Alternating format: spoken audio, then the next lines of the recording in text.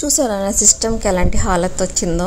ఇలాంటి situation first time అనమాట. కొత్తగా కొన్నాను, 2 years ఇంకా అవ్వలేదు, వ్యారంటీలోనే ఉండింది, నేను చూసుకోలేదనమాట. దీన్నే ఏమంటారంటే హింజ్ ఇష్యూ అంటారు. నాకు కొన్నప్పుడు 70+ అయ్యిందనమాట. చాలా బాగుంది. నేను ఎక్కడ దీన్ని ఓపెన్ చేసేటప్పుడు రాంగ్గా ఓపెన్ చేశానో ఏంటో నాకు అర్థం కాలేదు.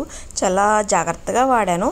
ప్యాక్ అంతా ఇలా అయిపోయిందనమాట. నేను చాలా బాధపడ్డాను. మొత్తం ఫస్ట్ కొంచెం అలా క్రాక్ ఇచ్చింది మొత్తం. తర్వాత ఇంకా మొత్తం హింజెస్ అన్నీ ఊడిపోయాయి అనమాట. మొత్తం అంతా ఇలా క్రాక్ ఇచ్చేసింది.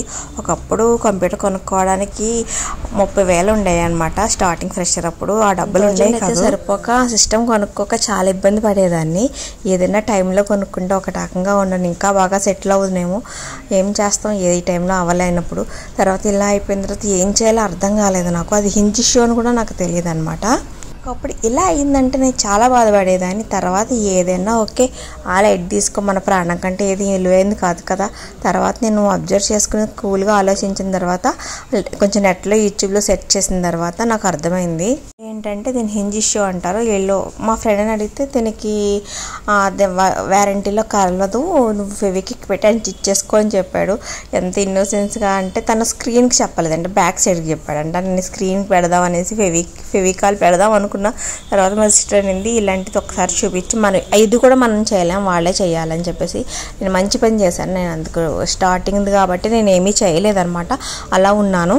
టీవీలో కొన్ని వీడియోస్ అయితే చూశాను, ఎలా దీన్ని హింజ్ ఇష్యూ అని అంటారని నాకు తెలిసిన తర్వాత నేను కొన్ని ఎట్లా దీన్ని ఎలా చేసుకోవాలని చెప్పేసి నేను కొన్న ప్లేస్కి వెళ్ళి రిలయన్స్లో వాళ్ళని అడిగితే వాళ్ళు వెబ్సైట్లో ఉంటుంది, ఒక నెంబర్కి కాల్ చేయండి లేకపోతే మెయిల్ పెట్టండి అన్నారు. కాల్ చేస్తే వాళ్ళు రెస్పాండ్ అవ్వలేదు. ఒక్కరోజు బాగా ట్రై చేశాను, ఎన్నిసార్లు చేశాను, అస్సలు కనెక్ట్ అవ్వలేదు. మెయిల్ పెట్టాను, మెయిల్కి రెస్పాండ్ అవ్వలేదు. తర్వాత 2-3 days తర్వాత రెస్పాండ్ అయ్యారు. తర్వాత ఇంటికి వచ్చి చేశారు. ఏంటంటే చేసిన తర్వాత ఇంకో ట్విస్ట్ ఉంది. ఆయన చాలాసేపు చేశాడు, చాలా ఫేమ్ మార్చాడు, ఎందుకంటే హింజెస్ మార్చాడు. నాకు కొంచెం ట్రాక్ బాల్ అదేంటి మౌస్ కూడా సరిగ్గా పనిచేయట్లేదు అంటే అది బాగా మార్చాడు, చాలా బాగా చేశాడు. నాకు అర్థం కాలేదు చెక్ చేసుకోవడం ఏంటో. తర్వాత ఆయన వెళ్ళిపోయిన తర్వాత సైన్ పెట్టించేసుకున్నాడు.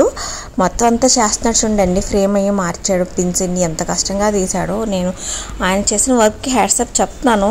ఏమవుతుందంటే ఒక్క సైడ్ హింజ్ కొంచెం లూజ్ అనిపించింది, ఒక సైడ్ ఏమో మామూలుగా ఉండింది.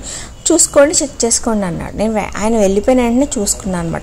చూసుకున్న తర్వాత మళ్ళీ మెసేజ్ పెడితే వాట్సాప్లో ఇలానే ఉంటుంది అని చెప్తున్నాడు. ఇలా ఎలా ఉంటుంది, మళ్ళీ స్టార్టింగ్ హింజ్ లూజ్ అయినప్పుడు సేమ్ ప్రాబ్లంలా స్టార్టింగ్ అయింది కదా, మళ్ళీ అలానే వస్తుంది అనమాట. చేసి వెళ్ళిపోయాడు.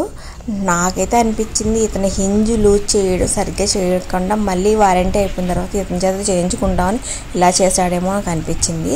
చూడండి 2 times ఒక్కలా లేదు, 2 sides ఒకసారి ఒక రకంగా ఉండింది. ఇలా లూజ్ ఉండకూడదు. నేను చాలామంది వేరే సాఫ్ట్వేర్ కంపెనీకి కూడా వెళ్ళాను, మా ఫ్రెండ్ది. అక్కడ ఉన్న అన్నీ లెనోవో అన్నీ చెక్ చేశాను, అలా లేదు, ఈజీగా అయిపోతుంది. ఒక సైడ్ ఈజీగా గ్యాప్ కూడా వచ్చేసింది, అలా రాకూడదు అనమాట.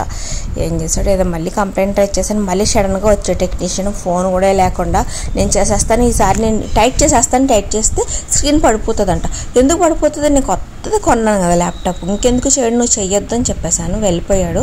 ఫొటోస్ తీసుకుని ఇష్యూస్ లేదని చెప్పేసి అన్నాడు. నేనైతే కంప్లైంట్ ట్రై చేశాను, ఏమవుతుందో నాకు తెలియదు. ప్రస్తుతానికి బాగానే అయితే ఉంది, ఫ్యూచర్లో నాకు తెలియదు. మన ఈ హింజ్ ఇష్యూ అనేది మన ల్యాప్టాప్ సరిగా ఓపెన్ చేయకపోవడం వల్ల అయితే వస్తుంది అనమాట. చూద్దాం, waiting for next video. Bye friends, see you next vlog.